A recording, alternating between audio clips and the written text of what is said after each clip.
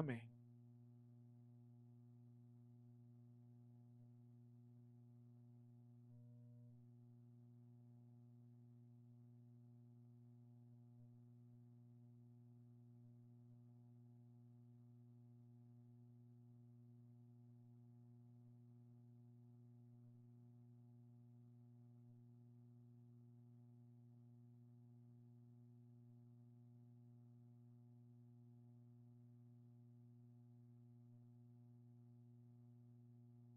Boa noite a todos.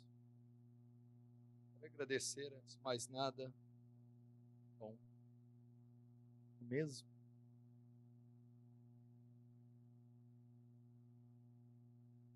Fábio. Bom, quero agradecer o convite, agradecer os irmãos que puderam fazer, que fizeram com que esse evento acontecesse, os pastores. Nós fomos muito bem recebidos, melhor do que merecíamos. É uma amostra da graça de Deus. E eu estou muito contente de estar aqui com vocês, podendo compartilhar o Evangelho de Jesus Cristo. Eu espero que vocês abram o coração para ouvir a voz de Deus aqui essa noite. Abra comigo a carta de Paulo aos Efésios, capítulo 5.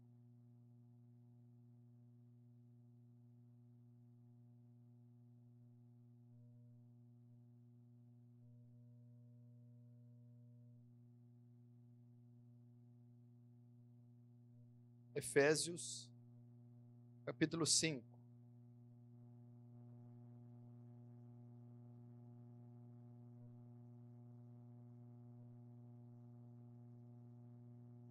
Verso 15.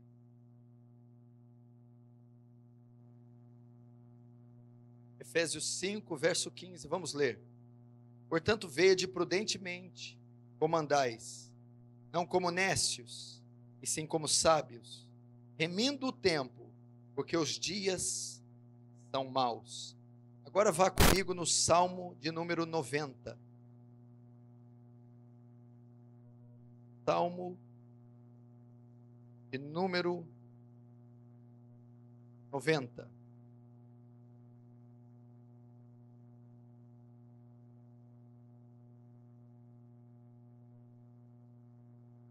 Verso 12. Diz assim a palavra do Senhor: ensina-nos a contar nossos dias de tal maneira que alcancemos coração sábio. Até aí, deixa aberto aí, porque nós vamos entrar em mais uns textos. Fecha os olhos mais uma vez, vamos orar mais uma vez. Pai, eu te exalto essa noite, porque o Senhor é o único digno de todo louvor, toda glória e honra que possa ser dado a alguém. Eu peço que tu fales pelo poder da tua palavra essa noite. Que o seu Espírito mova, abrindo mentes e corações. Que haja temor, quebrantamento, que haja reverência e respeito àquele que é 3 vezes santo. Toma cativas mentes agora, cativas em obediência à tua palavra. Deus, salva-nos e seremos salvos. Liberta-nos e seremos livres. Santifica-nos e seremos santos. Mostra teu poder hoje, para que todos saibam que há Deus em Israel, e atende pelo nome de Senhor dos Exércitos. Em nome do teu Filho Jesus. Amém. Bom, preste muita atenção no que você vai ouvir aqui essa noite. Gostaria do máximo da sua atenção, ninguém andando e nem conversando, só aqueles que estão trabalhando aqui no evento. Se você notar, Paulo escrevendo aos Efésios, ele está terminando a epístola. É uma das epístolas mais teológicas do apóstolo Paulo, direcionada à igreja de Éfeso. E ele está terminando a carta, e ele vai dar uma grande recomendação no verso 15 do capítulo 5. Ele vai dizer: vede como prudentemente andei, não como a nécios, mas sim como a sábios, remindo o tempo, porque os dias são maus. Eu quero me ater a esta frase: remindo o tempo, porque os dias são maus. Agora nós vamos para o Antigo Testamento, Salmo 90, que é uma oração de Moisés. Nesta oração, no verso 12, ele vai dizer assim: Senhor, ensina-nos a contar nossos dias, de tal maneira que alcancemos coração sábio. O que esses dois textos têm em comum? O Salmo está dizendo assim: ensina-nos a usar o nosso tempo. Ensina-nos a gastar o nosso tempo. Ensina-nos a viver a nossa vida. A oração do salmista é: ensina-me a usar o meu tempo de forma adequada. Ensina-me a usar a minha vida. Paulo, escrevendo aos Efésios, recomenda: remindo o tempo, aproveitando o tempo, usando bem o tempo, usando bem a sua vida. Vede como prudentemente andeis, ou seja, como a sábios. Os sábios remem o tempo, aproveitam as oportunidades, usam o tempo da melhor maneira possível. Por que esses dois textos estão nos dizendo isso? Então, para você jovem que está aqui, é uma ordem de Deus para você usar bem o seu tempo, gastar adequadamente o seu tempo, remir os tempos, aproveitar as oportunidades. Por que os dois estão dizendo isso? Porque é mandamento de Deus, ordem de Deus, nós usarmos bem o tempo, ou usarmos de modo devido a nossa vida. O mesmo Salmo 90 responde, verso 9, Salmo 90, verso 9 e 10. Pois todos os nossos dias vão passando na tua ira, acabam-se nossos anos como um conto ligeiro. Verso 10, a duração da nossa vida é 70 anos, e se alguns pelo seu vigor chegam a 80, o melhor deles é canseira e enfado, porque tudo passa rapidamente e nós voamos. Salmo 103, verso 15 e 16, afirma a mesma coisa. Quanto ao homem, Salmo 103, 15 e 16. Quanto ao homem, os seus dias são como a erva, como a flor do campo. Assim ele floresce, pois soprando nele o vento, desaparece, e o seu lugar não será mais conhecido. Esses dois textos, e tem outros que eu vou citar, eles respondem por que você deve saber usar o seu tempo. Você sabe por que você deve saber conduzir a sua vida, usar o seu tempo? Por causa da brevidade da vida. Brevidade, qualidade daquilo que é breve. Porque a sua vida é passageira. A sua vida passa como um conto ligeiro. A nossa vida é como erva do campo, mato, que o sol seca, o vento assopra e não se conhece mais o seu lugar. A nossa vida é breve. Daqui 20 anos, a maioria de vocês não vão ter conseguido realizar o que gostariam. Não vão ter a casa que queriam, o carro que queriam, nem o casamento que queriam. Daqui 30 anos, alguns aqui vão estar começando a pensar em aposentadoria. Aposentadoria, vão estar sofrendo de dores no corpo, dores nos ossos, e muita reclamação física. Daqui 50 anos, 30%, 60% das pessoas que estão aqui, daqui 50 anos, poderão estar num leito de hospital, numa cadeira de rodas, ou numa cadeira de balanço. Daqui 100 anos, todo mundo, todas as pessoas desse salão estarão mortas. E a maioria não realizou 1/3 do que gostaria. E cumpriu-se Eclesiastes 1, verso 1 e 2. Vaidade de vaidade, diz o pregador. Tudo é vaidade. É assim que se resume a nossa vida. Não sou eu que estou dizendo. É o salmista. Nossa vida passa como um conto ligeiro. É passageiro. Outro texto diz aqui, Salmo 39, 4, não precisa abrir. Faz-me, Senhor, conhecer o meu fim e o número dos meus dias, para que eu saiba quão frágil eu sou. Faz-me conhecer o meu fim. Qual é o meu fim? Breve. E o número dos meus dias? Poucos. Para que eu saiba o quão frágil, vulnerável, pequeno, insignificante eu sou. O problema da nossa geração é que ela não se dá conta da brevidade da vida.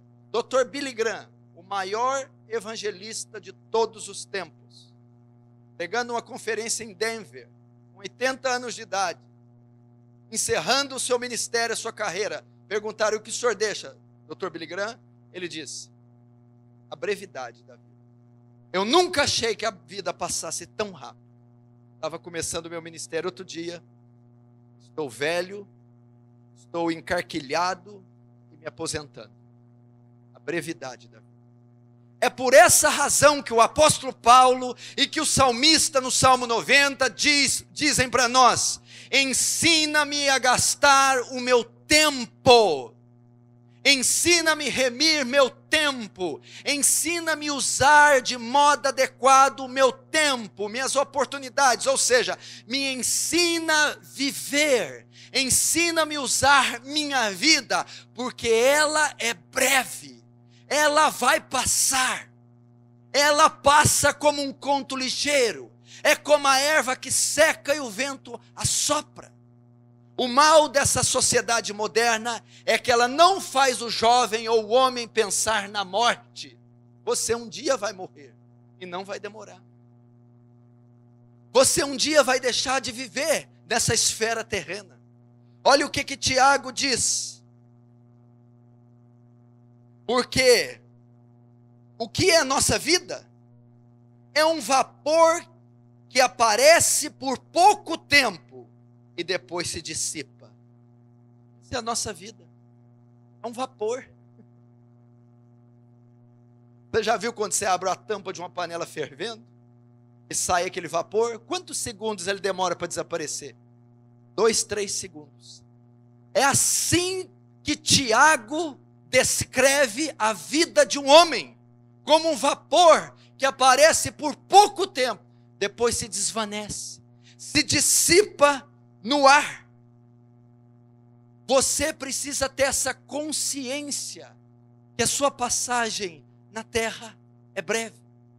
Garotas, daqui uns anos, toda essa pele mimosa, linda, bela, não vai ser mais do que rugas. Você que é a menina mais bonita da igreja, daqui a alguns anos vai ser a menina mais feia da cidade. Você jovem que se gaba de ser forte, musculoso, atlético, viril, daqui a alguns anos vão estar te banhando. Você não será mais do que uma coisa murcha. Nós achamos que somos super-heróis, indestrutíveis, poderosos, imortais. Isso é mentira. Satanás e a presente cultura nos leva a achar isso, e isso é mentira. Então, o que eu quero trazer essa noite? Se o apóstolo Paulo, bem como outros tantos textos, dizem para nós usarmos bem o tempo, usar as oportunidades, ou viver a vida de modo adequado. E por que eles dizem isso? Porque ela é breve, é uma microvida que você tem, é uma vida insignificante que vai ficar no esquecimento. Quantos milhões, de bilhões, de trilhões, de homens, de seres humanos passaram pela história e estão em completo esquecimento, numa microvida que você nunca soube, nem nunca saberá quem foi. Assim seremos nós. Então, já que eu sei que a minha vida é passageira, e que eu devo usar ela de forma adequada, eu como jovem, sabendo então que a minha vida é passageira, é uma microvida, o que eu devo fazer com ela, sendo eu cristão? O que eu, sabendo disso, que a vida é um conto ligeiro, nossos anos voam, é um vapor que se dissipa e logo some e desaparece, como eu devo usar essa vida adequadamente? Como eu posso remir os tempos, porque os dias são maus? A resposta está em Eclesiastes capítulo 12. Abram comigo lá.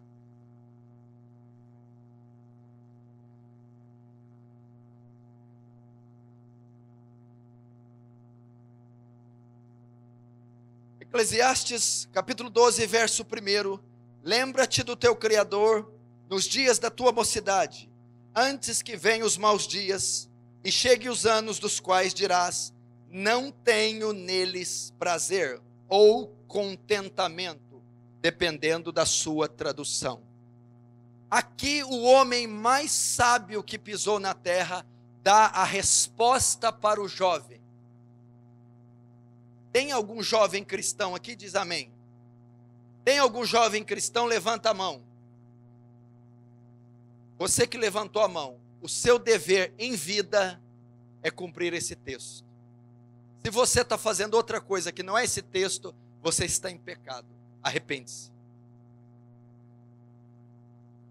Salomão diz para os homens mortais que possuem microvidas. Salomão está dizendo, partindo então do pressuposto que a nossa vida é passageira, eu dou uma ordem, um conselho, uma direção aos jovens. Já que você possui uma vida só e ela é passageira, você vai gastá-la todinha vivendo para Deus. Essa é a palavra de Salomão. Essa é a ordem para os jovens. Lembra do teu Criador. A palavra lembra vem do hebraico zakar, que quer dizer considera. Considera Deus como teu Criador no dia da sua mocidade. Viva uma vida para Deus na sua mocidade. Entregue-se não 70, 80, nem 90. Entregue-se 100% a Deus na sua mocidade. É uma visão errada, equivoca-se quem acha que deve servir a Deus com piedade, zelo, só os anciãos, só os adultos. Que a vida cristã na juventude é uma época de se desfrutar de outras coisas e não se ter responsabilidade com Deus. Isso é mentira. Nós estamos vivendo uma inversão de valores dentro da igreja incrível, tremenda. Nós estamos dividindo a igreja por classes de pessoas. Presta atenção. Uma coisa que eu repudio, que não existe na minha igreja. Não existe, eu repudio porque é antibíblico, antiteológico, anti-escriturístico. É você fazer classes de pessoas distintas dentro da igreja. É você distinguir cristão de cristão dentro da mesma igreja. Isso não existe. Só existe duas classes de pessoas na terra. Só duas classes. os salvos e os não salvos. Quem está dentro da igreja, seja criança, jovem, adulto, idoso, ancião, são salvos, estão todos na mesma categoria. Agora o que estão fazendo? Inventando um evangelho para jovens. Então há uma vestimenta específica, uma música específica, um culto específico, uma pregação específica para o jovem. Heresia, blasfêmia. Não existe isso. Existe pecador caído, independente da idade que ele tem, ele carece da glória de Deus e do poderoso evangelho. Se ele tenha 10, 15, 100 anos, usar qualquer artifício e recurso para atrair, prender jovens, que não seja a palavra de Deus, incorre num erro gravíssimo. Amanhã, quando essas jovens amadurecerem e tiverem uma noção do que é a vida, eles se apartarão da fé, uma vez que nunca vieram de verdade. Não existe um evangelho para jovem, outro para senhora, outro para criança. O evangelho vai resgatar aquele que está perdido em Adão. Nós não necessitamos de recursos extra-bíblicos, recursos que vêm das ciências sociais, da psicologia. Não precisamos de movimentos para trazer o que atrai o pecador. Não é musicalidade, não é teatro, não é nada disso. Isso atrai carnais. O que atrai os pecadores é o santo sacro evangelho de Cristo, é a palavra de Deus. E é isso que o jovem precisa. Ele precisa nada mais, nada menos do que do evangelho de Jesus. Considera, reconhece, buscá-lo, obedecê-lo. Quando que Salomão diz isso? Lembra do teu Criador, considera a Deus, reconheça a Deus como seu dono. Jovem, você não é de si mesmo, você possui um dono e um Senhor. O seu corpo não é seu, não sabeis vós que os vossos corpos não são vossos, mas provenientes de Deus. Glorificai a Deus então com os vossos corpos. Foste comprado por bom preço, glorificai a Deus. Você tem um dono, você tem um Senhor, você tem um rei, e você deve a Ele contas. Lembra do teu Criador. Em qual período? Salomão vai dizer: na sua juventude, na sua mocidade. Por que Salomão vai dizer que eu tenho que entregar a minha vida na juventude? Você já imaginou você ir para a guerra só depois, no final da batalha? Você já imaginou se amarrar o seu tênis para correr só a última volta da corrida? Eu li um teólogo que descreveu uma frase tremenda: você vai entregar o viço da sua juventude para Deus ou as fezes da sua velhice? Salomão está dizendo porque é a época que nós temos mais vigor, disposição, ânimo, força, coragem, ousadia, e é nesse período que você deve empregar sua força, sua adrenalina, a sua força muscular, psicológica, emocional, sua disposição. É agora que você deve entregá-la a Jesus. Quando você acha que vai ganhar almas? Quando for casado e tiver 3 filhos? Quando você acha que vai subir aos montes, aos morros, a evangelizar? Quando tiver 60 anos de idade? Quando você acha que vai se formar, ler a Bíblia 3, 4, 5, 10 vezes, estudar livros, estudar a palavra, estudar teologia? Quanto? Quando você tiver 40, 50? Impossível. A história mostra que isso é impossível. É exatamente nesse período onde você tem força, vigor. Muitos fecham o coração quanto a isso. Quando o pastor, alguém, um pregador ensina que se deve buscar a Deus na mocidade, que se deve se entregar a Ele, muitos jovens fecham o coração, logo vem à mente ministério, orar, ler Bíblia, isso não pode, aquilo não pode, uma série de compromissos e obrigações. Você também está equivocado. Quando ele diz lembra, viver uma vida para Deus na mocidade, ele fala de relacionamento. É o tempo de você desenvolver um relacionamento com Deus. Entregar corpo, alma, espírito a Deus, aos cuidados de Deus. Não são só ministérios e obrigações. É um chamado a andar com Deus, é um chamado a caminhar com Deus. Veja os jovens do Antigo Testamento, veja José, veja Davi, veja Sadraque, Mesaque e Abednego, veja Daniel, jovens que tinham 15, 14, 16, 17 anos e viveram vidas intensas. Eu não vejo a Bíblia falando de José saindo para paquerar garotas. Eu não vejo Davi malhando os bíceps e ouvindo musiquinhas gospel no MP3. Eu não vejo. Eu vejo Davi tirar a ovelha da boca de um leão e de um urso. Eu vejo Davi afrontando um gigante quando uma nação de guerreiros teve medo. Eu não vejo José paquerando em porta de igreja. Eu não vejo José se vestindo como uma moça com a calça 5 números apertados. Eu não vejo isso. Eu vejo José sendo trancado num calabouço. Eu vejo José correndo da mulher de Potifar. Eu vejo José sendo fiel. E eu vejo José salvando a nação inteira de Israel. Jacó, a sua esposa e os seus 70 parentes.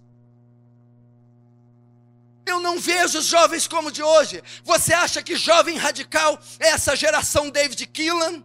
Tira o pé do chão, camisas apertadas, gospel dizendo eu amo e sou apaixonado por Jesus.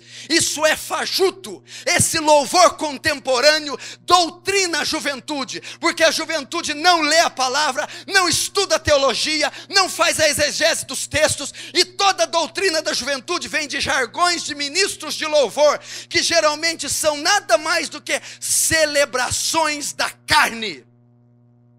São louvores antropocêntricos, louvores que exaltam o ego, a glória do homem. Não pense você, quando você ouve um louvor e aquilo mexe com você, é obra do Espírito Santo. Tem uma matéria na psicologia que chama musicoterapia. A maneira de tocar o instrumento mexe com as emoções da pessoa. Isso não é obra do Espírito Santo. Conversa. Isso é ser radical. Ser radical é pôr camisas apertadas, é tirar o pé do chão. Ser radical, vou te dizer, é o jovem Estevão.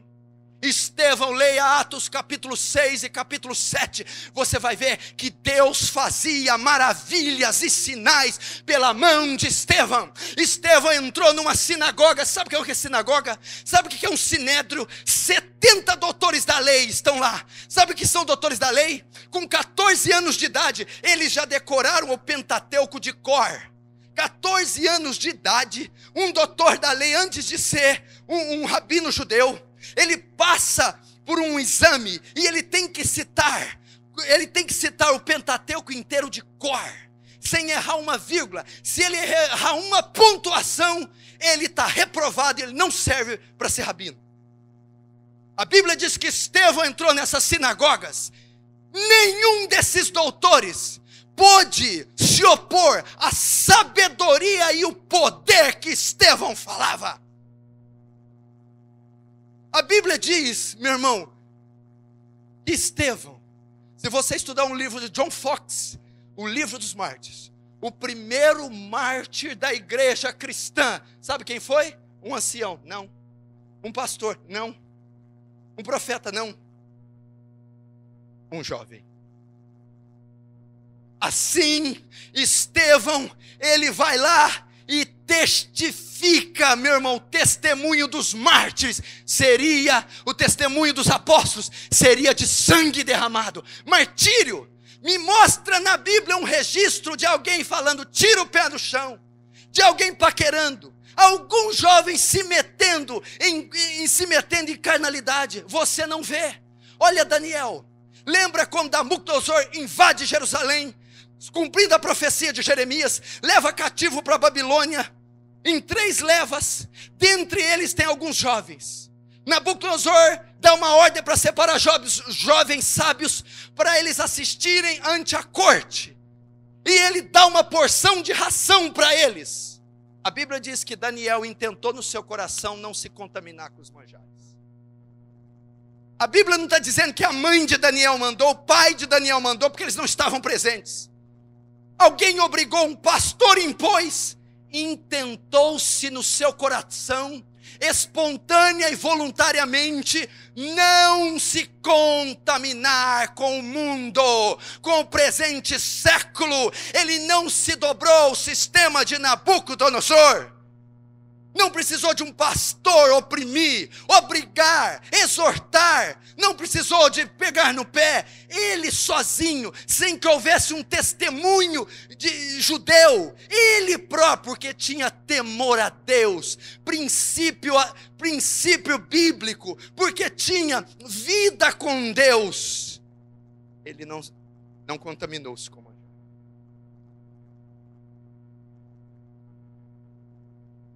Sadraque, Mesaque e Abidnego manda fazer uma estátua do rei. E ao som da gaita de fole, da citara e do pífaro, quem não se ajoelhar diante da estátua será lançada na fornalha 7 vezes acesa. Sadraque, Mesaque e Abidnego, a gaita toca e todo mundo se ajoelha. Israel e Judá se ajoelha. É a igreja mundana que professa Jesus com os lábios, mas o coração está longe de mim, disse Isaías. Mas Sadraque, Mesaque e Abidnego não se dobraram. Então alguns guardas vão lá, olha, tem alguns jovens, não fazem caso de ti, rei, porque ao som da citara, do pífaro e da gaita, eles não se ajoelham. Ou seja, então o rei disse, se tocar de novo, e eles não se ajoelhar, eu ordeno que sejam mandados dentro da fornalha. Então o rei chama eles na presença e diz, se ao som da gaita, da citara, se ao som dos instrumentos, vocês não se dobrarem, serão jogados. Sadraque, Mesaque e Abidnego toma a palavra e diz, ó rei, fica sabendo então que nós não nos ajoelharemos diante dos seus deuses, e se Deus quiser nos salvar, Ele salvará. Olha só, ele está falando da maior autoridade da época, Nabucodonosor, a maior potência da época, Babilônia. E eles disseram, pode aquecer 7, pode aquecer 14, pode aquecer 100, nós não vamos se dobrar a esse sistema. O que é a Babilônia, meu irmão? Trazendo para hoje, a Babilônia é o pecado, é o mundanismo, a Babilônia é os costumes dessa terra. 3 jovens arriscaram o pescoço. Peraí, filha, não foi ser excluída de uma igreja não, mocinha. Não foi levar umas palmadas do pai não. Não foi perder o celular não. Não foi isso que custou a eles não. Foi a vida. Eles seriam torrados, carbonizados, queimados. E eles disseram, nós não nos dobraremos diante dessa estátua. Você sabe o final da história. Eles jogaram eles, nem cheiro de queimado ficou nas roupas. Você vai dizer para mim que nós somos radical? Nós estamos querendo imitar as bandas do mundo? Eu vou em cada igreja que eu falei, NX0, CPM 23, o que é lá? O Surto, o que é lá? Restarter, JQuest. Estou vendo o mundo copiar a gente, porque nós somos sal da terra e luz do mundo. Sal salga e evita da corrupção. Luz alumia e expõe as trevas. Eu não estou vendo isso. Jovem, isso é ser radical. Eu tenho vergonha desses jovens. Olha o rei Davi, foi ungido rei com 17 anos. Você lembra do cântico, pastor? Saul com seus milhares, Davi com os seus 10 milhares, um jovem. Lembra de José? Qualquer um de nós aqui cairia. O garoto tinha 17 anos quando foi preso, ali já devia ter 18, 19, no auge da condição hormonal. A testosterona no auge, solteiro, sem ver ninguém, uma mulher linda, perfumada, banhada a casa sozinha. José, deita-te comigo. Ela voou em José, ela agarrou José, ela deu uma chave, um armlock em José. Fala para mim o que José, o jovem radical, fez.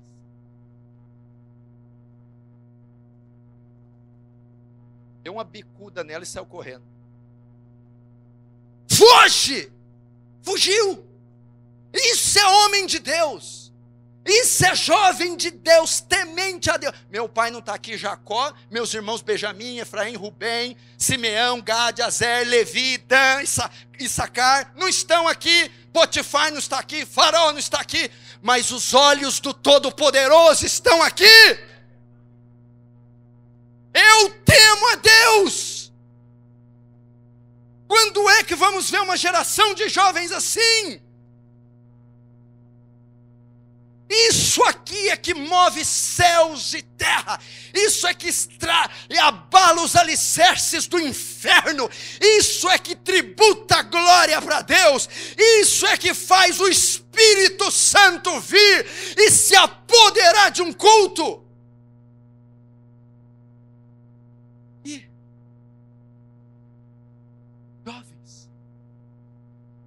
jovens da Bíblia, poderosíssimo. E eu podia citar tantos outros.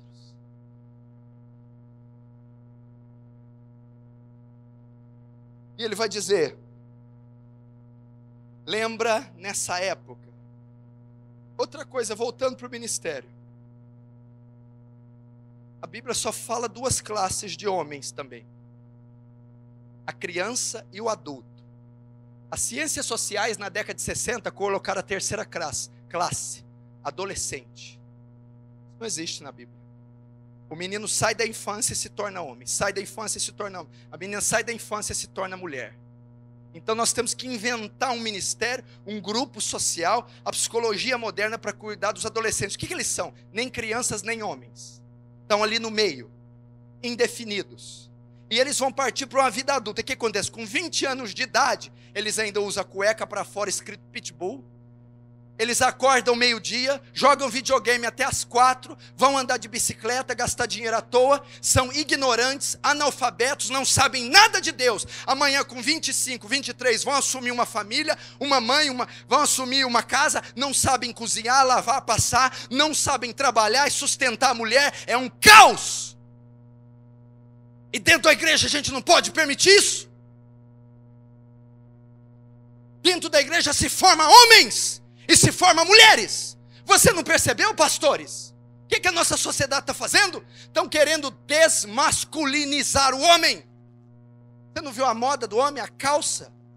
Eu estava em Goiás, Goiânia, cidade natal da minha esposa. Fomos a um shopping. Eu fui ver uma calça para mim. Uma loja masculina. Ele me apresentou 20 calças. Eu falei assim para ele, não, agora o camarada vai conhecer quem eu sou. Ele me trouxe uma, duas, para. Tem calça para macho? Eu quero calça para homem, macho. Que isso aí que você me trouxe não tem cabimento. Não, se você quer andar com o cofrinho de fora, o problema é seu. Você já viu as camisetas? Olhe bem o corte da camisa do homem, a cor, o tamanho. Olhe o corte da calça. Sabe quem produz esse tipo de roupa? Ateus, homossexuais, lésbicas, ocultistas e satanistas. E o povo de Deus está comendo isso aí, nadando de braçada. Estão desmasculinizando o homem, estão masculinizando a mulher. A Bíblia chamou você para ser homem, não é uma frutinha não. Chamou você para ser homem, não é ficar no meio não. Vista-se como homem. Quem te disse que não tem princípio para vestimenta na Escritura? Vai ler Timóteo e Tito, para vestir com modéstia, com pudor, com decência. Dr. Martin Lloyd Jones, um grande pregador do século XX, diz: nós cristãos temos que ser pessoas sérias, e o nosso traje fala por nós. Estão fazendo isso, e a juventude está engolindo. Eu não estou falando aqui de ser feio ou ser bonito, por favor. Eu não estou dizendo de coisa retrógrada, pelo amor de Deus. Eu estou falando de bom senso. Mulheres podem ser bonitas sem ser sensuais. Homens podem ser bonitos sem ser essas coisas que estão fazendo aí. Precisamos de uma reforma para isso. Mas eu vou chegar lá, isso aqui só foi a introdução, não comecei a pregar ainda. Pastores, obreiros, jovens, se vocês querem ser homem de Deus, jovens, barulho não move mundo espiritual, bateria alta, grito, mortal carpado, borboleta, nada disso comove Deus, nada disso ofende o mundo das trevas, nada disso pega um pecador morto em Adão, condenado, e o traz à vida. Nada senão joelhos no chão, lágrimas, horas e horas a fio, nada a não ser jejuns ininterruptos, nada a não ser a execução das Escrituras. Timóteo, apresenta-te como um bom soldado de Cristo que maneja bem a espada da verdade. Nós estamos errados. Esses movimentos terapêuticos, emocionais, psicológicos, eles não funcionam. De sorte que a fé vem pelo ouvir, e ouvir da Escritura, da palavra, do Evangelho. Pecadores só se rendem a Cristo se eles entendem, assimilam, compreendem, absorvem a exposição do Evangelho. Não há conhecimento para isso não convence. Pulos, unção de riso, rolar, essas parafernálias, não, meu irmão. A Bíblia diz que Deus levantou arautos, Elias um arauto, João Batista um arauto, Jeremias um arauto, apóstolo Paulo um arauto, apóstolo Pedro um arauto. O que é um arauto? Proclamar em alta voz as Escrituras. É isso que vai fazer essa cidade se dobrar. É isso que põe o governo de joelhos. É isso que pega prostitutas, drogados, homossexuais e os transforma e os faz novas criaturas. É o Evangelho. É o Evangelho. É oração. Por que eu estou dizendo isso? Porque se vocês soubessem a força que vocês têm, jovem. Olha quanto ancião tem nessa igreja. Muitos deles estão saturados, tendo que fazer coisas que já eram para vocês fazer. Aconselhamento, visita, discipulado, pregação, evangelização, visita em hospitais. Era para os jovens estar fazendo esse tipo de coisa. Quem te disse que jovem tem que ficar dançando, teatro, mistério de dança, mistério de pulo, mistério de grito, mistério de... que é isso? Pastores, põe esses jovens na linha de frente, dê um fuzil na mão deles, dê uma espada e diz, vão e decepe a cabeça do inimigo. Vão nos valados, vão nas favelas, vão em hospitais, vão nos becos, anuncie o Evangelho da graça, ore, jejue, ore de novo, jejue outra vez, insista, vá nem que você tenha que morrer, mas morra pela maior causa de todas, o Evangelho. O Evangelho.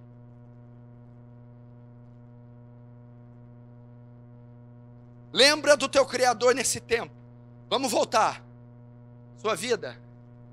Você tinha 13 anos esse dia, minha filha. Olha quanto você tem. Você não se lembra? Você tinha 18. Olha agora. Você tinha 23. Você viu que? Você nem viu. Passou. Olha para trás agora. Foi bem aproveitado? Valeu a pena? O que você fez nesses últimos 5 anos? Pega aí, qualquer um que está aqui, os últimos 5. Pode fazer uma reflexão. Pastor, eu fiz igual a Israel, andando em círculo. Comprei 6, vendi 6 para comprar meia dúzia. Está passando. Filho, vocês não estavam comemorando o Natal ontem? Anteontem. O Réveillon, todo mundo, né? Abril. Maio. Copa do Mundo. Já? As Olimpíadas vão passar, nós não vamos nem ver. É micro, é insignificante, é velhice, é dor, é artrite, artrose, dor no coração, no pulmão, canseira, enfado, velhice, murchar. Sabendo disso, remindo os tempos, aproveita, para de brincar na sala de aula e leva o estudo a sério, porque você não vai ter outra chance. Abraça esse curso que te deram, honra o pai que você tem, fala que ama ele enquanto ele está vivo, ajuda a tua mãe enquanto ela está viva, adora teu Deus enquanto é dia, porque vem a noite, ninguém pode trabalhar a morte. Então, qual que é a ordem para o jovem? Sabendo que a vida é micro, lembra, considera, viva para o teu Criador. Se vocês souberem ouvir o que eu estou pregando, vocês têm duas escolhas: fechar o coração, quem que é esse estúpido que está falando aí? Ou senão você pode abrir. Eu sempre quis ouvir isso. Que maravilha. O que é que ele está dizendo? Viver para o Todo-Poderoso, para o Deus que fez os céus e a terra. Que honra. Que honra. Como eu vivo para Deus na prática? Na minha mocidade, estude a Bíblia. Primeiro, estude a Bíblia. O índice de analfabetismo bíblico é enorme. Uma empresa secular, ela fez uma pesquisa de conhecimento bíblico, envolvendo ateus, evangélicos, adventistas, católicos e espíritas. Fazendo 25 questões, das mais fáceis. Quem construiu a arca? Quem era o nome dos apóstolos? Quem abriu o Mar Vermelho? Adivinha quem ficou na 4ª posição? Os evangélicos, nós. Adivinha quem ficou na 1ª? Os ateus.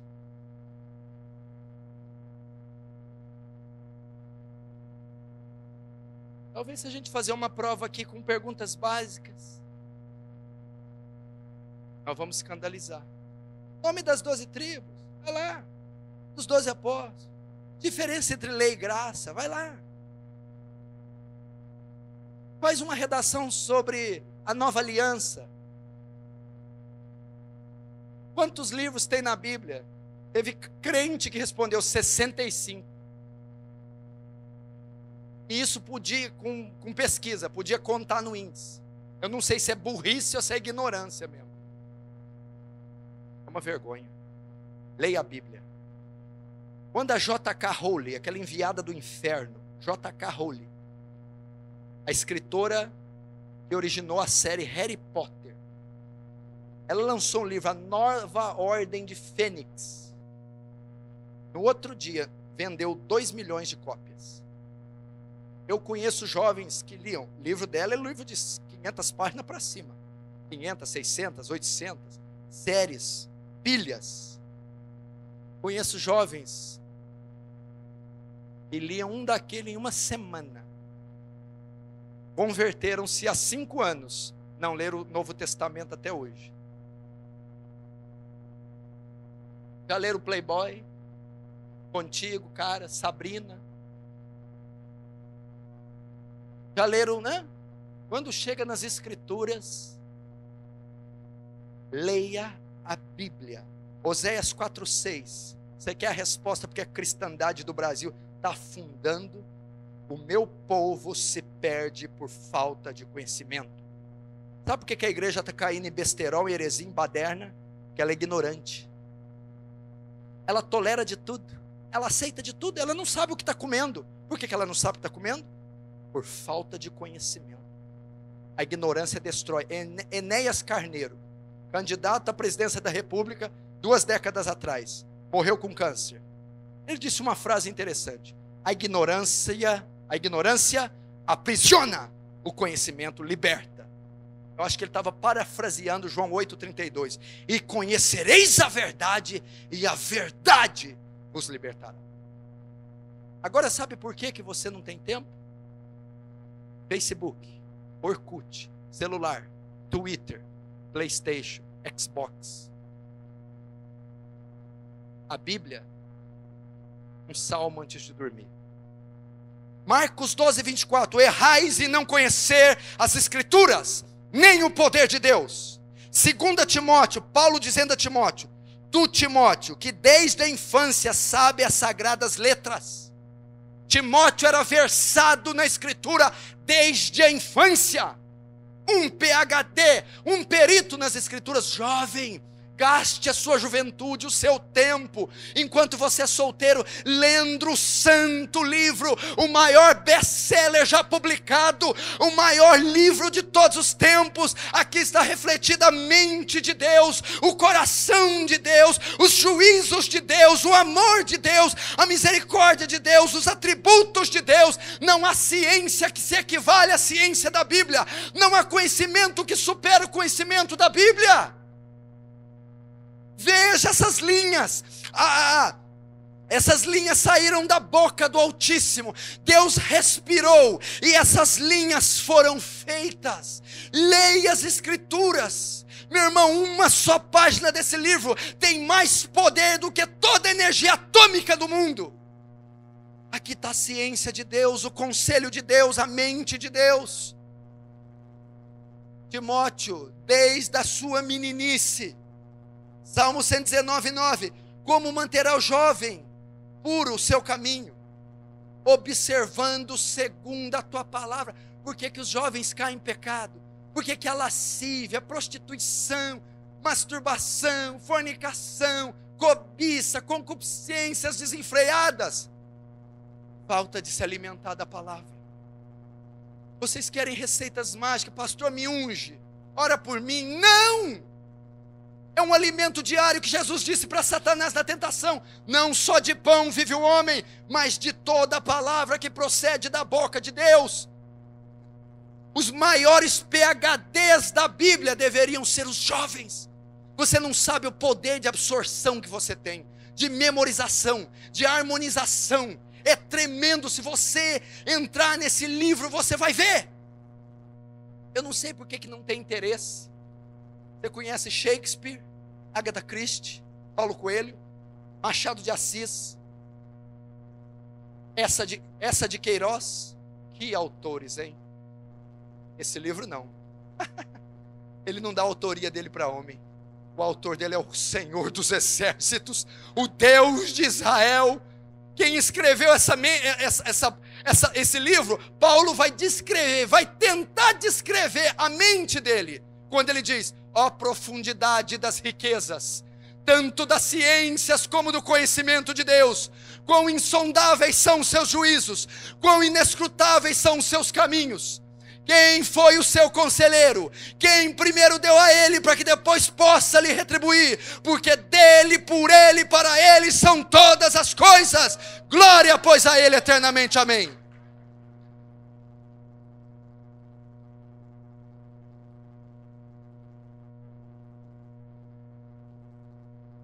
Esse é o livro. E os jovens não têm interesse. Você quer ver a experiência na minha igreja? A igreja que eu pastoreio, 80% da igreja é jovem. Lá, por exemplo, não existem cultos de jovens. Todos os cultos são de jovens, que a igreja é uma igreja jovem. Quarta, jovens. Sábado, jovens. Domingo, jovens. Discipulado, sábado, 6 às 7, jovens. Das 10 da manhã às 11 no domingo, jovens. Reunião de oração de segunda, das 7 às 9, jovens. Vigília de oração, sexta-feira, das 11 à 1 da manhã, jovem. Tem um jovem de 14 anos na igreja que decorou 500 versículos. Ele decorou o discurso de Estevão inteiro, 60 versículos. Ele está terminando de decorar a Epístola aos Gálatas inteira, 6 capítulos. Ele está terminando de decorar a Epístola inteira. Ele se chama Mateus. Outro é Gabriel, tem 15, um ano mais velho. Decorou 400 versículos. Está decorando a primeira carta de João. 5 capítulos. Tem outro decorando a epístola inteira de cor, versículo por versículo, de Filipenses.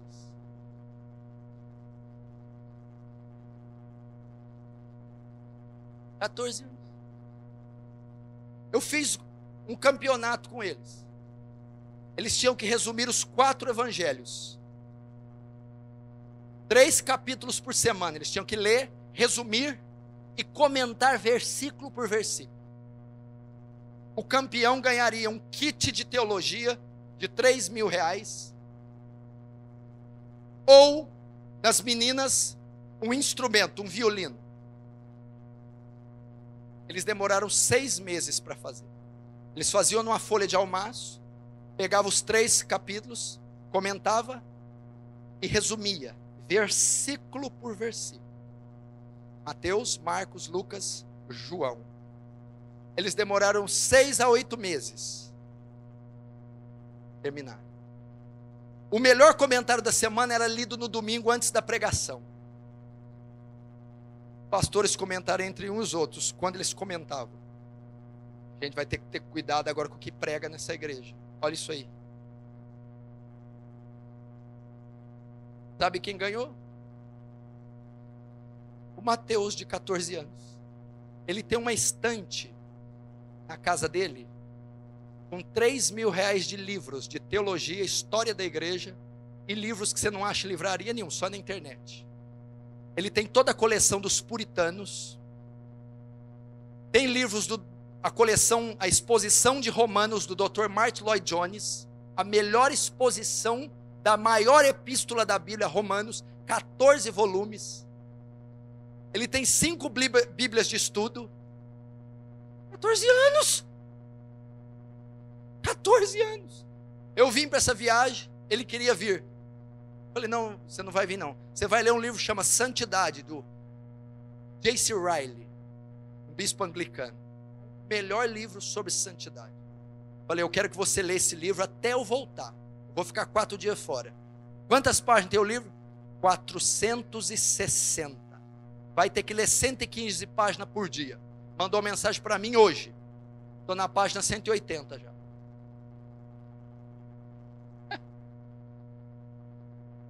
Pergunta se tem videogame.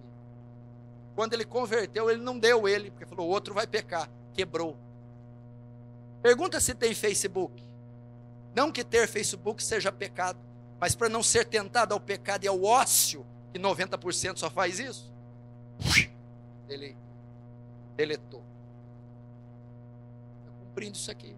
Eu não atraio jovem na minha igreja com parafernália. É palavra, oração e jejum. Você tem uma ideia? O dia que eu prego uma mensagem de bênção na igreja, de fé, fazem bico. Não. Culto chato. Eles gostam é que o cajado come. Gosta de substância, feijoada, coisa robusta, sólida.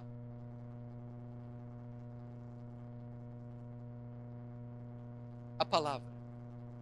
Gasta lendo a palavra. Gasta lendo a palavra. Esses jovens, para você ter uma ideia, todos eles já leram a Bíblia 2 vezes. Estão indo para a terceira, com 14, 15 anos. Inteira. Se você pegar a Bíblia deles, parece do Charles Spurgeon, do Lutero, de um teólogo. É toda rabiscada e comentada, que você fica impressionado. A avidez que eles têm pela palavra de Deus. Jovens. E uma jovem ganhou o violino. 1 João 2,14. Jovens, eu vos escrevi porque sois fortes. João escreveu para os jovens e diz, jovens, eu vos escrevi porque sois fortes. Porque os jovens eram fortes. O que fez dos jovens fortes? Eu não terminei o versículo. Qual era o segredo dos jovens? Daquela era 90 da era cristã, ano 90 da era cristã. O João, único membro do colégio apostólico vivo. O que deu esse adjetivo aos jovens? Eu vos escrevi porque sois fortes. O que fez deles fortes? O versículo completa. Porque a palavra de Deus permanece em vós. É a palavra que faz um jovem forte. É a palavra que faz uma igreja forte. É a palavra que faz um ministério forte. Permanece. Está em vocês. Deuteronômio 6:7. Quem se lembra do Shema de Israel? Ouve, ó Israel, o Senhor teu Deus é o único Senhor. E vai, amarás o Senhor teu Deus de todo o coração, de toda a tua força, de todo o seu entendimento. Essa é a mensagem mais repetida pelo povo judeu. Deuteronômio 6, do verso 5 em diante, está escrito em todos os umbrais dos judeus em Israel até hoje. E eles recitam esse Shema diariamente, essa passagem. Sabe como que ela termina? E essas palavras que hoje vos ordeno, as inculcará na mente dos seus filhos, e as falará para eles assentada ao redor da sua casa. Meu irmão, eu disse aqui, um menino judeu com 14 anos de idade sabe o Pentateuco de cor, em hebraico. Os primeiros professores, alfabetizadores dos judeus são os pais. É nessa idade que você deve destilar esse conhecimento, comer da palavra. O profeta diz: quando eu achei a palavra, eu a comi. Não é martelo a minha palavra, diz o Senhor, não é fogo, diz o Senhor, e martelo que esmiuça a penha. É a palavra. Os músicos da minha igreja, vem agora para os músicos. Eu discipulo todos eles. O baterista é um gênio, é o melhor músico da igreja. E lá eu pego no pé. É coisa assim, de primário. Passo a leitura e vou contando os capítulos. Que capítulo você está? Estou em Gênesis 15. Passa 3 dias, converso, rio, tomo um guaraná. Que capítulo você está? 16. Você leu um capítulo em 3 dias? Eu vou cobrando, estou em cima. Aí cobrei. Passou uma semana, não saiu do capítulo que estava. Estava começando o culto de quarta, passou de enfermeira. Ei! Come on. Não leu a Bíblia? Não li. Hoje não toca, tá? Não toca. Se eu precisar de música, eu vou num barzinho ali, tem músico melhor que você. Eu preciso de profeta. Eu preciso de apertar você, sair versículo dos seus poros. Eu preciso de homem de Deus, adorador de verdade. Músico não. Começou a chorar, me dá... Não. Você vai agora lá, sentar na primeira fileira e vai cantar e adorar como se nada tivesse acontecido. E quando você lê o que eu pedi, você volta para o louvor. Não pode faltar de vigília, reunião de oração, de discipulado, curso de teologia. Não. Okay. Deixa eu falar de John Bunyan, puritano do século 17. Esse homem lia tanta Bíblia, conhecia tanta Bíblia que eles falavam: se você cortar as veias de John Bunyan, não sai sangue, sai versículos. Eu queria que um dia falassem isso de mim. Meu Deus do céu. Se cortar a veia dos jovens hoje, sai o quê? Torpedo.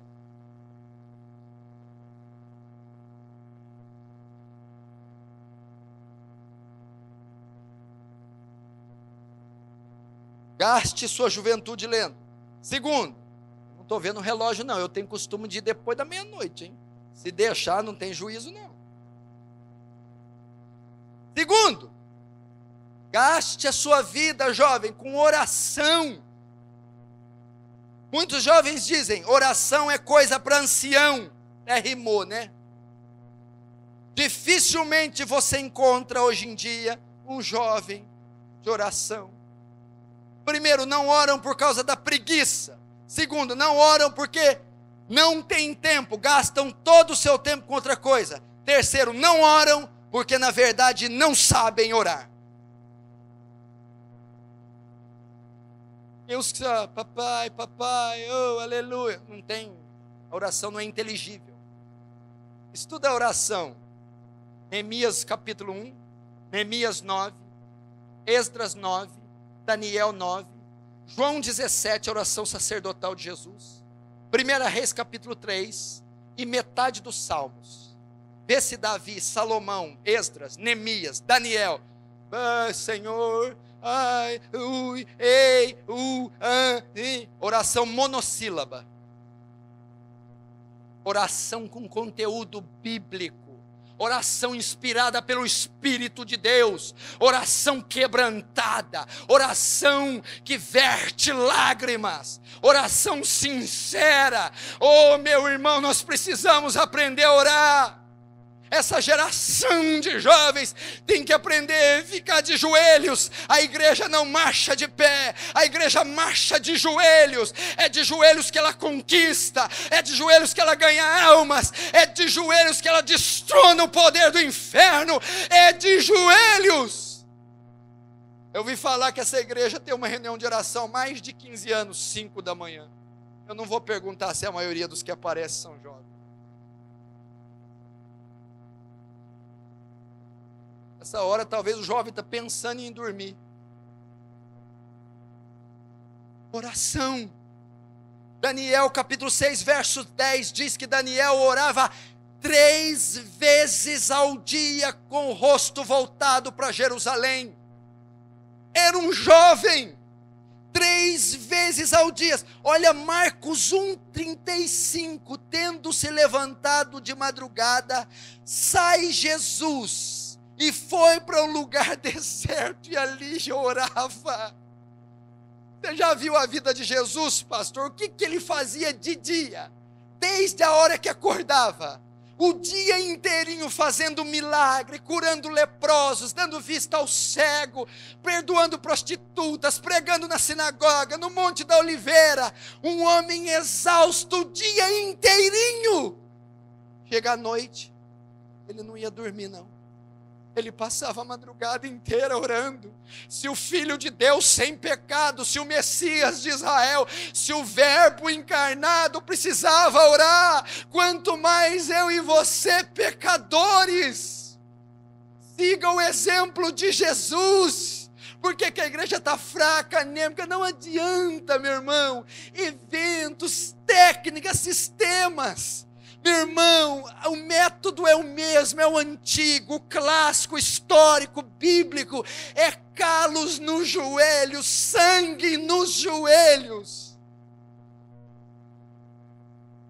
E os jovens precisam aprender a orar. Sem oração nós não somos nada. Como você ora? Porque você não recebe respostas.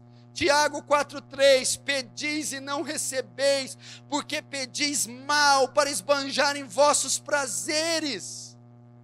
Será que o jovem sabe aplicar a sua oração?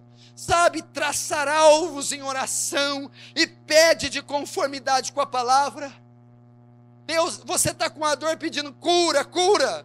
Você mora de aluguel, me dá uma casa, me dá uma casa. Você anda de ônibus circular, me dá um carro. É assim a oração? Está errado. Você nunca leu Mateus capítulo 6? O método bíblico de orar está lá. Pai nosso que estás no céu, santificado seja o teu nome. Venha a nós o teu reino. Senhor, se essa dor que está em mim fizer com que o seu reino avance, e o Senhor receba glória para si, então a dor deve permanecer. Agora, se o Senhor me curando, tirando essa dor, fará com que o Senhor receba glória e o teu reino avance, então tire essa dor. O correto é dizer como Jesus: passa de mim esse cálice, todavia não faça a minha vontade, mas a sua. Talvez é nessa dor que Deus está sendo glorificado, nessa dor que almas estão convertendo, nessa dor que você é santificado. Talvez é na pobreza, meu irmão, que a glória de Deus repousa em você. Talvez é no vale, e você está orando, passa o vale, passa o vale. Vou dizer assim, ó, você já viu falar que o Mar Vermelho abriu? Abriu ou não? Pão choveu, já ouviu falar? Materializou, maná. Roupa não gastava. Coluna de fogo, ouviu falar? De noite. De dia, coluna de nuvem. Nenhum outro período da história, nenhum outro período, ocorreram tantos sinais e prodígios ao mesmo tempo. Agora me responde. Aonde que ocorreu? Ora para o deserto passar então. Ora, passa logo, Jeová. É ali que você vai ver a glória dele. É ali. E veio a palavra a João Batista quando esse estava no deserto. A Shekinah de Deus no deserto. Os prodígios no deserto. A presença, que é a coisa mais preciosa, não são os milagres. A face de Deus. Moisés disse: rogo-te que me mostre a tua face. A minha face é impossível, mas você verá o máximo que um mortal pode suportar. Colocou na penha da rocha, passou com a glória dele. Que coisa fantástica. Aonde estava Moisés? Dirigindo uma Mercedes, fazendo campanha do sal, do Vale do Sal, dos 318. Estava no deserto. Ore. Como eu devorar? Dois princípios, já estou terminando. Seja um intercessor e seja um adorador.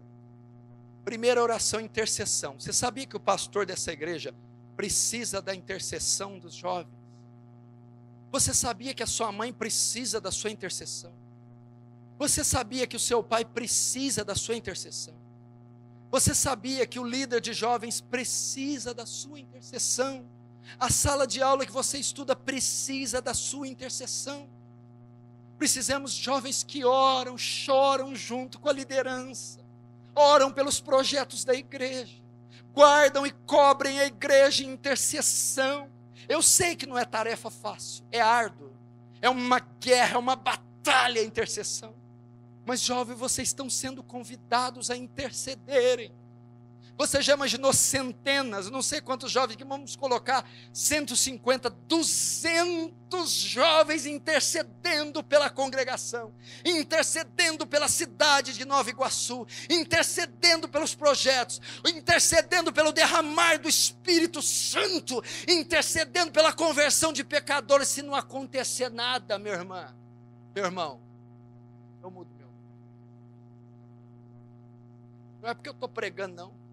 É por causa da aliança que ele fez naquela cruz. É por causa do pacto de fidelidade que ele tem. E ele disse: batei, abrir-se-vos-á, pedi, dar-se-vos-á, buscai e encontrareis. Porque todo aquele que bate, ser-lhe-á aberto. Todo aquele que pede, ser-lhe-á dado. E todo aquele que busca, encontra. Lembra da parábola do injusto juiz? Ouvi o que diz o injusto juiz, e não fará Deus justiça àqueles que o clamam de dia e de noite? Se tiver um jovem aqui que importuna o trono da graça, incomode a Deus. Jovem, oração é coisa para ancião. Pessoas que mais oram na igreja que eu pastoreio também são jovens. Jovens de 14, 15 anos. Tem um menino lá. Ele ora 1 hora ininterrupta de joelhos, sem sair do lugar. Eu nunca vi nenhum jovem orar com tanta precisão teológica como aquele menino. Um dia eu estava perto, parei para ouvir a oração dele, eu arrepiei, eu me escandalizei, eu comecei a chorar. Eu falei: meu Deus, que obra da graça, que coisa mais linda. 1 hora ininterrupta, sem sair de lugar, de joelhos, com fervor, sem repetir uma palavra, sem pausa, uma coisa compelida pelo Espírito Santo. Ele orando para a mãe dele, que é ímpia, isso há 8 meses atrás: Senhor, a minha mãe diz que te conhece. Ah, Deus, mas mal sabe ela, o que na verdade repousa sobre ela é sua ira, pois ela está em completa ignorância, pois o pecado cegou-lhe os olhos. Eu falei: parece uma oração de um puritano. Jonathan Edwards. O que é isso? Esse jovem que está aqui comigo, Fábio, menino, converteu há 3 anos. Faz 3 sábados seguidos ele está orando comigo, da 1 às 6 da manhã. na igreja. Da 1 às 6 da manhã, ininterrupta. 3 seguidos. Se eu chamar ele para jogar bola, videogame, Facebook, essa porcaria, essa coisa infernal, sai da igreja, não olha na minha cara. O que tem prazer? O que faz as veias de um menino desse, o coração bater? A oração. Você não está entendendo, eu não tenho que puxar o cabelo dos jovens e ameaçar eles de ir para o inferno. Tem um irmão ali que é do Rio, Pedro, é do Rio de Janeiro, o Pedro. Ele vai à nossa igreja, já foi umas 5 vezes, participou de um retiro espiritual. Pedro, mora no Rio, conheceu pelo site, e visitou a nossa congregação as 5 vezes, e passou um retiro de carnaval. Ele voltou para a igreja dele. Eu estou impressionado como aqueles jovens oram, que fervor, que afinco, que zelo. Pergunta se ele viu eu bater em alguém, obrigar, falar, você vai para o inferno e impor. Não, eles têm fascínio, desejo, eles têm paixão por isso. Não sou eu que obrigo. Eles leem as biografias de John Wesley, Jonathan Edwards, Dwight Lyman Moody, David Brainerd, Moisés, Davi, o apóstolo Paulo, e eles querem ser iguais a eles. Eu disse para o pastor de jovens, a juventude da igreja, os ídolos deles não são Neymar, ninguém fala de Neymar lá, que Neymar? Neymar, Cristiano Ronaldo, Messi, Kelly Key, André Valadão, nada dessa parafernália. Você pergunta para o jovem, quem que é seu ídolo? John Wesley, Richard Baxter, Jonathan Edwards, Moisés, Estevão, Elias, eu quero ser igual a eles. Os jovens querem. Então eles oram. Intercessão. Segundo, comunhão. Primeiro, trabalho pesado. Pastor, se 5 jovens, só 5, recebeu o que eu estou pregando, o senhor está perdido. Melhor, o senhor está achado. 5, dá a cópia da chave aí da igreja, pastor. Dá a cópia, para quê? Vamos começar a fazer um negócio diferente. Ah, o senhor vai ver, as madrugadas. 3, 4 meninos bobinhos, dá a chave, menino. Daqui 5 meses você volta aí para você ver. Tem uma congregação aqui de madrugada. Só em oração, igreja. Intercessão. Segundo, agora não é trabalho pesado. Agora é chamar ele, vem. Vamos andar pelo jardim, na viração do dia. É Cantares, capítulo 1, 2 e 3. Comunhão. Eu amo os que me amam, os que de madrugada me buscam, me encontrarão. É o ministério de Enoque. E Enoque andou com Deus. É a hora que você não pede nada para Deus. Não busca nada. Só quer sentir o perfume dele, o calor. Você é satisfeito nele. Nem carro, nem casa, nem sexo, nem menina, nada. Só ele. Comunhão. 1 João capítulo 1, nossa comunhão é com Deus. É a noiva acordando à noite, procurei na minha recâmara aquele em que minha alma ama, não encontrei. Fui até o meu leito e procurei o amado da minha alma, não encontrei. Saí pelas ruas, pelas praças, perguntei aos guardas e não encontrei. Até que procurando, finalmente achei aquele em quem minha alma amava. Comunhão. Passou já a porta, passou pelo altar de sacrifício, lavou as mãos na pia, comeu os pães da proposição, acendeu o candeeiro, queimou incenso, agora passou além do véu. As palavras ali são inadequadas. A santidade das santidades. Está lá a arca, os querubins, o propiciatório, a Shekinah de Deus. Você não consegue ficar em outra posição, não ser de joelhos. Você não fala, só ouve. Você não ministra, é ministrado. Ah, se os jovens soubessem. O jovem Davi sabia. Ó Deus, Tu és meu Deus. De madrugada te buscarei. Minha alma te deseja muito, como terra seca e não há água. Como o servo brama pelas correntes d'água, assim minha alma tem sede de ti. Nem o ouro da terra se equivale. Todas as mulheres, fortunas, prazeres, ministérios. Não. A satisfação só nele. Ah, jovem. 2000 anos que esse véu está rasgado. A entrada é livre. Corra para lá. Vá lá. Visite o Santíssimo. Comunhão com Deus. Profeta Elias. Eu vou ler, que eu tenho vergonha de ler, mas eu vou ter que ler o versículo. Olha Elias. Quando foi até Acabe, o Deus perante cuja face eu estou. Como é que é? O Deus perante cuja face eu vivo. Estou perante a face de Deus. Você já parou para pensar? O cara sai do nada. Elias o tesbita, brota da terra. Tisbé é uma região de Gileade, nem no mapa tem. Ninguém sabe a genealogia de Elias. Ele começa narrando assim: o Deus perante cuja face eu estou. Pastores, obreiros de diáconos, vivam ante a face de Deus. Depois ele foi diante de Acabe. Antes de ir aos homens, vá diante de Deus. Antes de pregar num púlpito, passe horas com Deus.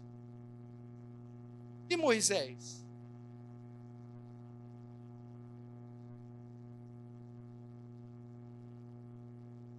Sarça que ardia e não se consumia. 2 horas de escalada, a península do Sinai. Começa a andar. Moisés, tire a sandália dos teus pés, porque a terra que pisa é solo santo, terra sagrada. Sabe quantos dias ele ficou lá? Quantos? Você sabe? Quando ele foi pegar as tábuas da lei? 40 dias. Sabe quantas horas Moisés ficou na presença de Deus? 960 horas, assistindo ante a face de Deus. 960 horas ininterruptas. Não, pastor, isso é forma alegórica. Isso é... Não, por favor. Ele ficou 40 dias, 960 horas, ao ponto de descer a pele do seu rosto, um objeto orgânico, brilhar de tal modo que 2 milhões de pessoas não suportaram olhar, de modo que Moisés tinha que se cobrir com um véu.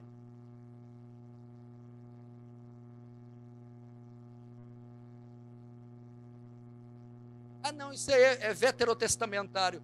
No Novo Testamento, Pedro e Estevão. Quando os fariseus foram apedrejá-los e prendê-los, olharam para o rosto dele, fitando o rosto como o rosto de um anjo. Lá na igreja de Atos, lá no Novo Concerto, lá depois da morte e ressurreição, depois do Pentecostes, tinha apóstolo refletindo a glória de Deus, e todos nós com cara descoberta, refletindo como espelho a glória do Senhor, somos transformados de glória em glória, a mesma imagem, pelo Espírito Santo. É só em oração que Deus vai brilhar a glória dele, e nós como espelho refletiremos esse mundo perdido.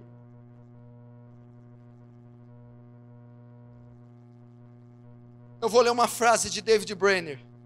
Eu estou com um livro aqui, best-seller, compra ele. Paixão pelas Almas. Pode comprar, sem medo de errar. Oswald Smith. Esse homem que eu vou ler, David Brainerd, ele escreveu um diário só relatando os momentos devocionais. Onde já se viu isso? O cara escreveu um diário para relatar o que ele sentiu nas horas de oração. Não tem cabimento um negócio desse. Aproximando-se o meio da tarde, Deus permitiu-me que lutasse ardentemente em intercessão por meus amigos. Mas foi justamente ao começar da noite que o Senhor me visitou de maneira maravilhosa, em oração. Penso que a minha alma nunca passara antes por tal agonia. Não sentia nenhuma restrição, visto que os tesouros da graça divina se abriram para mim.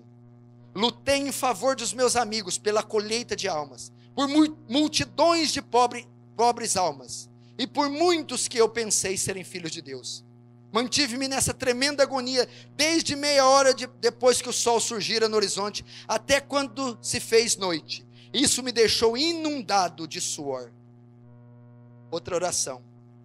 Retirei-me a fim de orar, esperando receber forças do alto.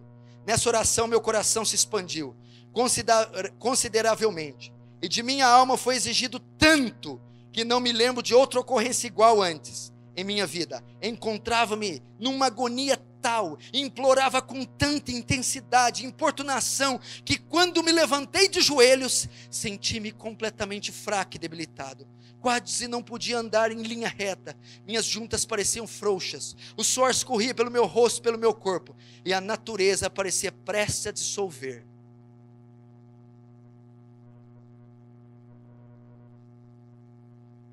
Se Deus me desse só isso aqui, eu rejeitaria qualquer outro talento no universo. Só o espírito de agonizar, como um jovem desse, que morreu com 29 anos, tuberculoso. Esse jovem, nos últimos dias da vida, orava com tanta intensidade, por causa da tuberculose, cuspia sangue, pedaço dos seus órgãos. Uma vida com Deus. Ah, jovem, se você abraçar isso.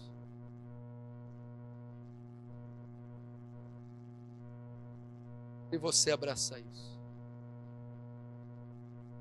Último agora para terminar. Alguém tem horas? Tem algum relógio por aqui?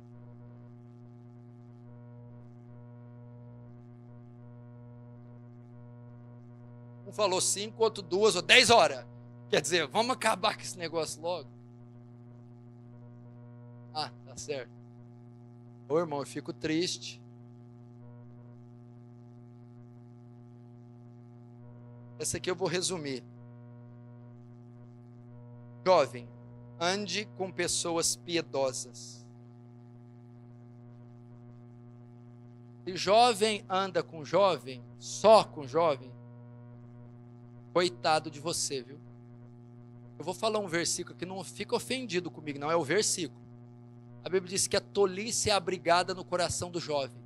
Todo jovem tem a tendência de ser tolo, estúpido. É o que a Bíblia fala. Provérbios 22:15. A tolice é abrigada no coração dos jovens. Agora imagina um jovem tolo andando com outro tolo.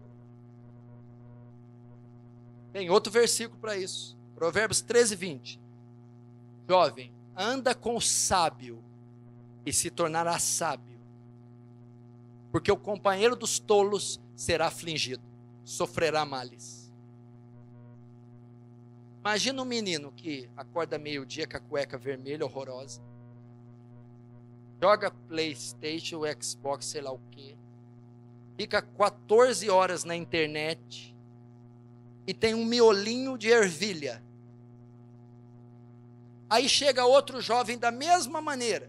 Os dois vão armar um plano. Ele não tem nada para te acrescentar. Se você estudar a Bíblia, você vai ficar perplexo. O jovem Eliseu andava com o velho Elias. O jovem Josué andava com o velho Moisés. O jovem Paulo andava com o velho Gamaliel. O jovem Timóteo andava com o velho Paulo. O jovem José com os velhos seus irmãos. Você precisa andar com o sábio. a sua amizade pesará na sua formação. Presta atenção. Quando você anda com o sábio, antigamente se fazia isso. Menino homem andava com o pai. Aprendia ofício de homem, trocar pneu de um carro, capinar um quintal. Aprendia a pegar peso, pagar conta, ser homem. A menina aprendia serviço doméstico com a mãe. Ser esposa, ser dona de casa. Agora, como é que a menina que põe marechiquinha, chupa chiclete, batom vermelho, Ferrari, vai ensinar o que para você, filha? Aí se formavam mulheres idôneas, maduras, donas de casa, castas, boas mães, esposas e mulheres de Deus. Formava-se homens maduros, sábios, trabalhadores, honestos e profetas. Agora hoje, bota o jovem com o ancião, faz visita com o pastor, evangeliza com o obreiro, vai orar pelos enfermos com os anciãos, aprende a ser homem, ofícios com eles, vão formar o seu caráter, homens piedosos, de oração, honestos, que sabem se vestir, falar, usar bem suas finanças. Você vai aprender muito com esses homens. Pai, bota teu filho do teu lado. Filho, fica perto do teu pai. Filha, fica perto da tua mãe. Primeiro, com quem? Com a família. Segundo, com os anciãos. 1 Pedro 5,5. Jovens, sede sujeitos aos anciãos.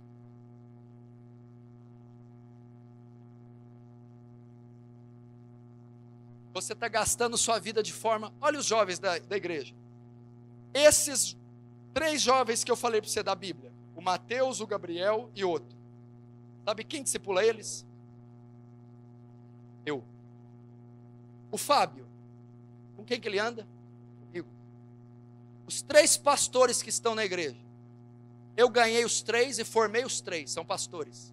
Ganhei eles quando eles tinham 15 anos. Pastor Danilo, Pastor Luiz, Pastor Cunha. Eu ganhei eles com 15 anos. Com quem que eles andavam? Comigo. Homem mais velho. Hoje, os 3. Um é advogado pela OAB. Advogado e tem OAB. Casado com uma arquiteta. Pastor da igreja. Professor de teologia de escola dominical.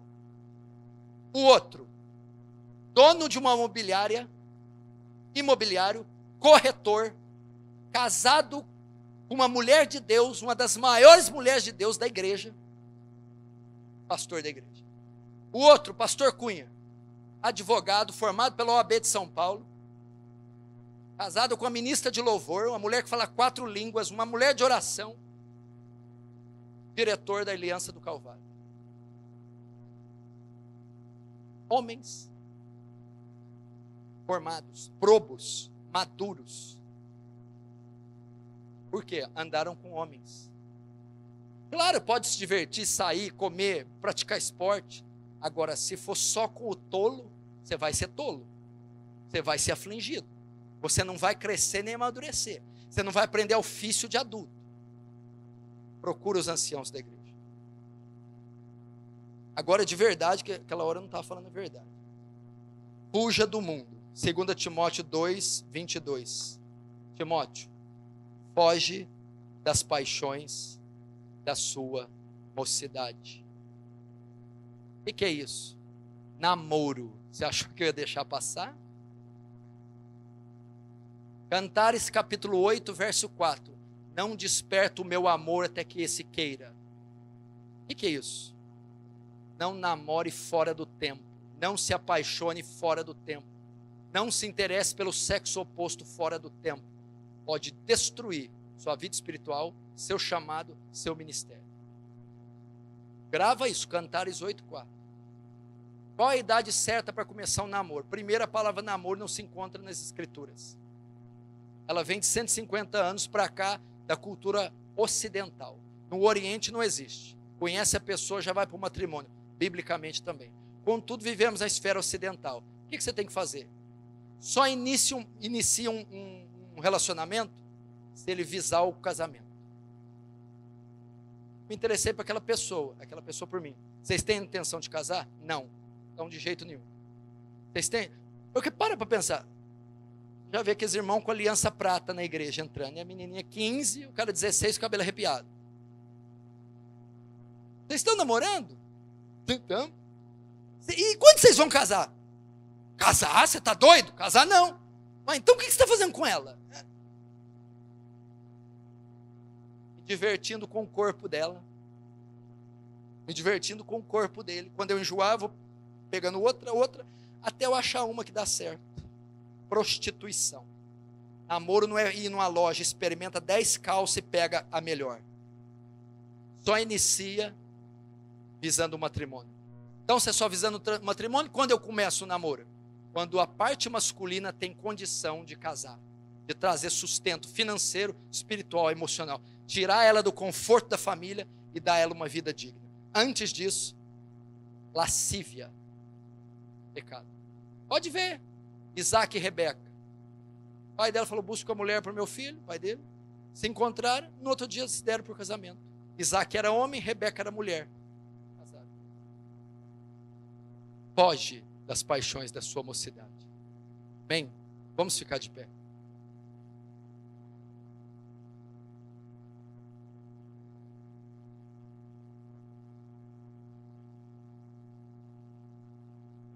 Meu irmão, não fica bravo comigo, não.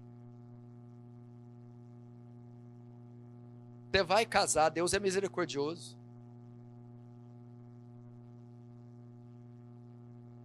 Estou te falando. Eu sei que tem irmão orando aqui, né? Esperei com paciência no Senhor. Aí não deu certo, correu para 70. Apressa-te me socorrer. Aí não deu certo, foi lá para Jesus. O que vier a mim de maneira nenhuma lançarei fora. Não deu certo, vai para Isaías. Senhor, eis-me aqui. Não deu certo, o irmão já está entregando. Senhor, nas tuas mãos entrego o meu espírito.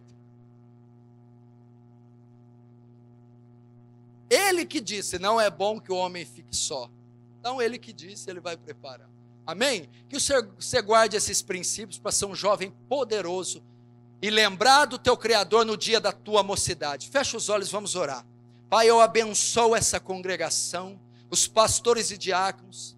Senhor, nós temos aqui uma liderança idônea, séria, madura, há mais de 15 anos, às 5 da manhã, velando em oração, guardando esse povo e essa igreja na graça de Deus. Oh Deus, que o Senhor continue acrescentando sobre esse povo, graça sobre graça, glória sobre glória. E para os jovens, Senhor, Pai, não deixe esses homens sozinhos, intercedendo sozinhos, chorando, lutando sozinhos. Que esses jovens venham ajudá-los, que sejam homens de Deus, homens de oração, de jejum, estudiosos da palavra, profetas, Senhor. Que um avivamento se inicie nessa igreja e comece pelos jovens, Senhor. Oh, em nome de Jesus, Senhor. Jovens com a vida santa, estudiosos, poderosos em oração. Que não seja obra minha, nem de homem algum, mas uma obra do Teu Espírito Santo. Em o nome de Jesus. Toda a igreja diga amém. Glória a Deus. Deus abençoe, pastor.